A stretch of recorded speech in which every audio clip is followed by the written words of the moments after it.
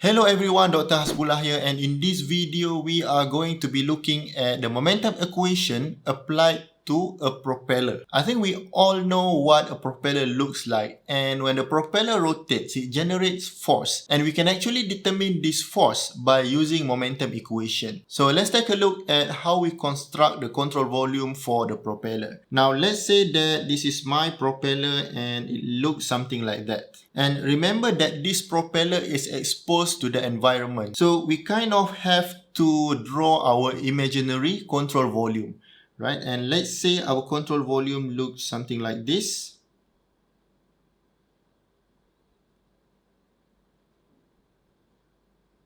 And I'm going to label this point 1 and this is point 2.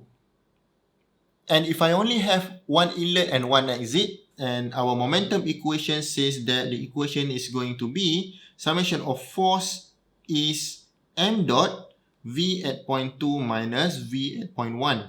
But really, the problem at point 1 and point 2 is that we don't know the area. So even though we know the mass flow rate or volume flow rate of the air that is going through the propeller, there is no way we can find V1 and V2 because we don't know the area at point 1 and point 2. And for that reason, we need to draw another control volume that is closer to the propeller. And we are going to call this point 3 and point 4. And point 3 and point 4 is so close to the propeller that the area at point 3 is equal to area at point 4, and the velocity at point 3 is almost similar with velocity at point 4. Now, why do we need to draw this control volume so close to the propeller? Because very likely, we know the diameter of the propeller. When we know the diameter of the propeller, we can find the area of the propeller. And if the control volume is close to the propeller, then the area of the propeller can become the area of point 3 and point 4. And because the area at point 3 and point 4 is similar, it also means that the velocity at point 3 and point 4 is similar. Now, because point 3 and point 4 is so close to the propeller, we're going to have a pressure force. And pressure force is, of course, P3A3, and this is P4A4. And another force that is apart from P3A3 and P4A4 is the force of the propeller itself, which I'm going to call F, right?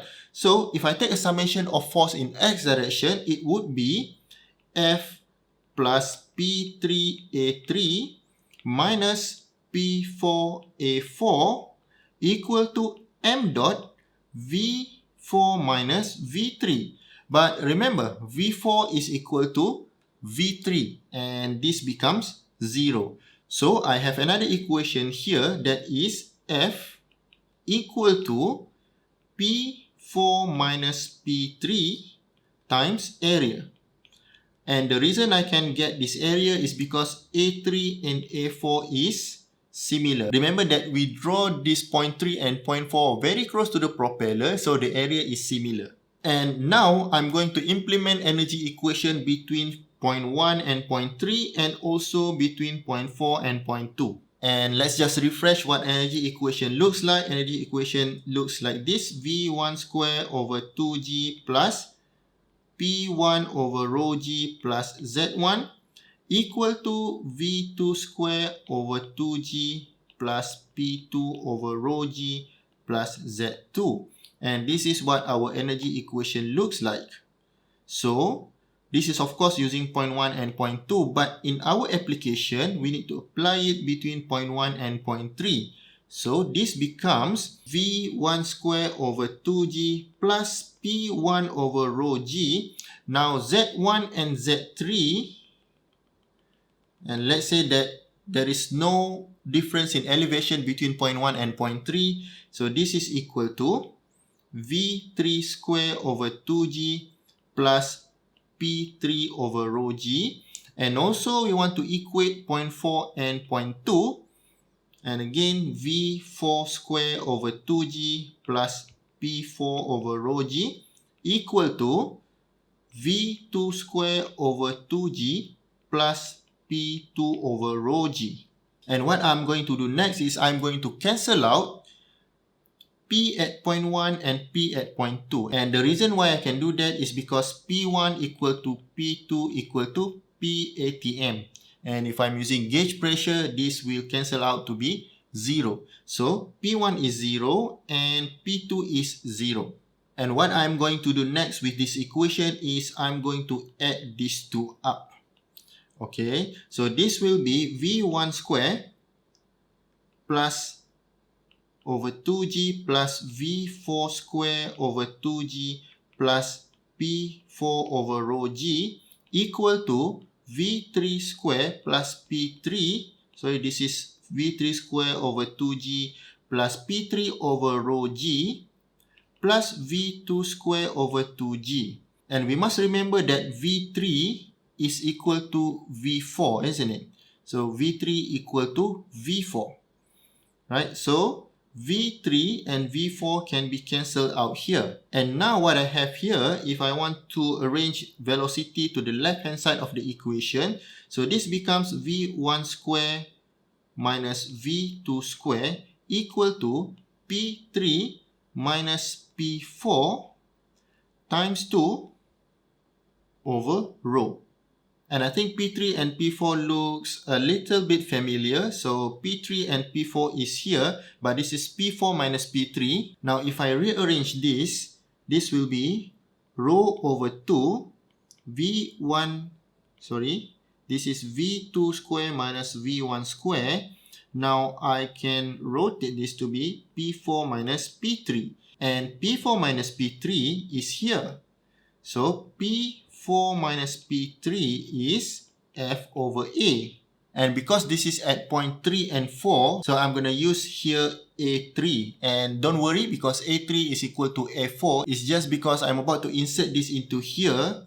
So this becomes F over A. And just to differentiate point 1 and point 2 and point 3, 4, so I'm going to put here A3. And force is actually, we already have it here, M dot V2 minus V1. So this is M dot V2 minus V1 divided by A3. Okay, now let's clean this up a little bit. So this is rho over 2 V2 square minus V1 square equal to M dot. Now M dot is rho times velocity times area.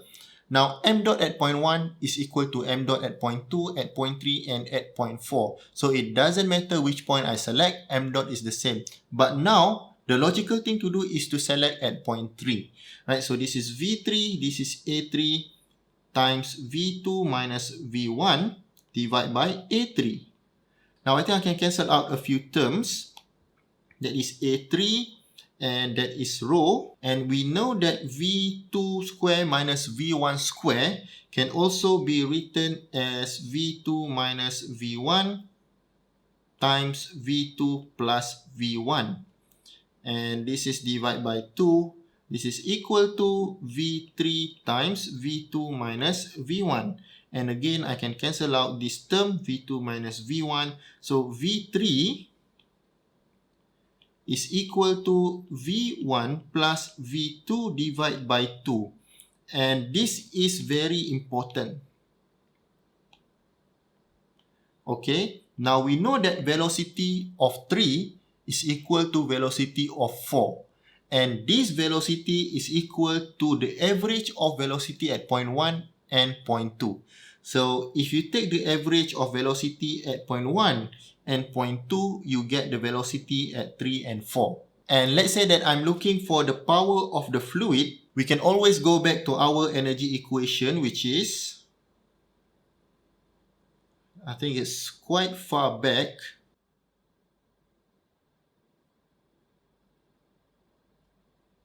Yes, and this is our original energy equation. Okay, and why don't we copy this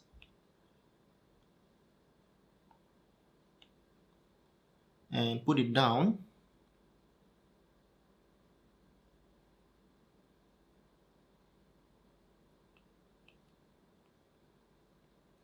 Right, and let me clean this up a little bit.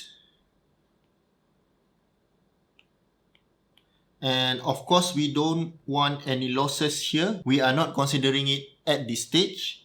And we assume that there is no elevation change between point 1 and point 2. So this cancel out as well. And also the pressure at point 1 and pressure at point 2 is at atmospheric level. So this becomes 0 as well. And we end up with this equation. So our fluid power, now I'm going to rename that as W dot fluid, and I can cancel out G as well. This is equal to V2 square minus V1 square over 2 times M dot. Okay, and I know that there is a negative sign here. Negative sign implies that the power is going out of the system, but now this is the power that is going into the system, so the sign becomes positive. And that is the power of the fluid, but what about the power of the propeller? And the power of the propeller, we call it W dot propeller, is, of course, power is equal to force times velocity, and this is velocity at point 1. So force, we know that force is equal to M dot V2 minus V1 multiplied by V1. And now that we know the power of the fluid and the power of the propeller, and using these two types of power, we can find the efficiency of the propeller, which is equal to W dot propeller divided by the power of the fluid. So basically, you take this term and divide by this term. And once you simplified everything, fortunately, it becomes very simple, which is now V1 divided by V3. Okay, so basically, these are the equations that you know in order to solve engineering problems related to propeller. And remember, propeller is injecting power into the fluid. Another almost similar problem with impeller is, for example, wind turbine. But the problem is reversed because now wind turbine actually extract power from the fluid. But the workflow to solve the problem is almost similar. Now, why don't we take a look at how to use this equation in an example? In this example, what I have here is a propeller that is attached to a boat. And this boat is moving to the left at the velocity of 50 km an hour. The diameter of the propeller is given to be 2 meter, and this propeller requires the use of a 20 kilowatt engine. So this is W dot propeller is 20 kilowatt. Now the question is asking you to find three things. The first thing is what is the thrust of the propeller. So thrust is simply force. What is the propeller force? The second question is what is the flow rate of air that is going through the propeller. So this is flow rate. And flow rate could be mass flow rate or volume flow rate. So C. And finally, the question is asking you to find what is the propeller efficiency. Right, so how do we go about solving this problem? Now, I think in order to find thrust, which is F, the key information here is the propeller power. So propeller power, the equation is here. It is simply force times V1, and V1 is the velocity of the boat. So I think we have everything. Let's write it again here. W dot propeller is equal to force times V1. So force is equal to W dot propeller divided by V1. And W dot propeller is 20,000 watt. And V1 is actually 50 km an hour, and we need to convert that into meter per second. So this is 50,000 meter, and to convert hour into second, you need 3,600 second divided by 1 hour. So you have here 20,000 times 3,600 divided by 50,000. And you end up with 1440 Newton. And I believe that is the answer for question 1. So question A is done. And now let's find out what is our flow rate. Now that we have found the thrust or force, so let's take a look at the equation for force. The equation for force is simply m dot V2 minus V1. And let me write it down here. So F equal to m dot V2 minus V1. And when we have this equation, I believe that what we don't know is actually V2, because V1 is 50 km an hour, and we also have force, which is 1440 Newton. So let's write this into the equation. So 1440 equal to m dot. Now to use m dot, let's use point 3 as our point of reference. So m dot here would be rho times V3 times A3. Because we know that A3 is the area of the impeller, which has the diameter of 2 meter. And we also know that V3 is the average of V1 and V2. We have proven this before. Now remember that rho is rho of air, not rho of water, because air is the medium that's going through the propeller. So rho of air is about 1.23. So let's just do that. 1.23 times V3. V3 is the average of V2 and V1. So this is simply V1 plus V2 over 2 times A3. A3 is pi times R is the radius or diameter of the impeller. So this is 2 square over 4. I think we can cancel this out immediately. Times V2 minus V1. Now let's find out what is our V1. So it makes things simpler. So V1 is 50 km per hour, and that will be 50,000 meter per 3,600 second. This is equal to 50,000 divided by 3600. That is 13.89 meter per second. Now let's just write that. Let's bring 1.23 over here. So 1440 divided by 1.23. And I think pi can also be brought down. Divide by pi. And I can also multiply everything with 2 over there. So 1440 divided by 1.23 divided by pi times 2. This is 745.3. And then V1 plus V2. V1 is just now 13.89. Sorry, this is equal to plus V2. And then V2 minus 13.89. Okay, so we're going to have to do some multiplication here. 13.89 V2 minus 13.89 square plus V2 square minus 13.89 V2. And immediately we can cancel this out. And let me try to find what is V2. So this is now 745.3 plus 13.89 square, and then square root everything. This is 30.63 meter per second. Okay, and that is your V2. But remember, we are actually looking for flow rate. Okay, so flow rate could be m dot or Q, mass flow rate or volume flow rate. So let's say we want to find Q or volume flow rate. So Q must equal to, remember Q is similar at 1 and at 2 and at 3 and at 4. So let's do A3 V3. And remember, the only reason that we use 3 as reference is because we know the area. So A3 is pi times 2 square over 4. And V3 is just the average between 0.1 and 0.2. So this is 30.63 plus V1 is 13.89. divide by 2. So I should have my Q. This can cancel out. So 30.63 plus 13.89 divided by 2 times pi. And this would be 69.93 meter per, this should be meter cube per second. Right, so now we have our Q, that is our volume flow rate, which is 69.93 meter per second.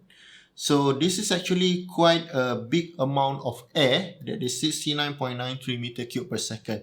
Of course, to move this, remember that the propeller is 2 meter wide Okay, so that's a very big propeller and it's moving at 50 km an hour. For a boat to move at 50 km an hour, that is considered quite fast. Okay, so no wonder that the flow rate is so big. And finally, the question is asking for the efficiency of the propeller. And if we look for the equation for propeller efficiency, it is simply V1 over V3. And I believe we have this information already. So efficiency of propeller is equal to V1 over V3. V1 is 13.89 and V3, I believe we haven't calculated it yet. So V3 is the average of 13.89 plus 30.63. This is equal to 13.89 plus 30.63 divided by 2.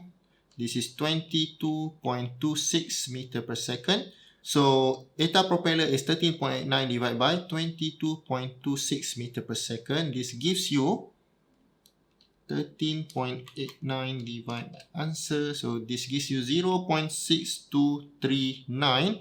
And this means that the efficiency of the propeller is at 62.4%. And I believe this is the answer for question C. So now that we have solved this problem, you might notice that instead of deriving the equation again like we did for the deflector, I simply use the equation that we have derived earlier. Therefore, I think it's a good idea if you can familiarize yourself with these equations so that you have no trouble working on the engineering problem later on. Because if you are to derive this equation again, it's going to take a very long time. But of course, with the correct understanding, you can also do that. Okay guys, as usual, do this exercise again and again until you can do this without even looking at the equation. That is all from me for now, and I'll talk to you soon. Bye!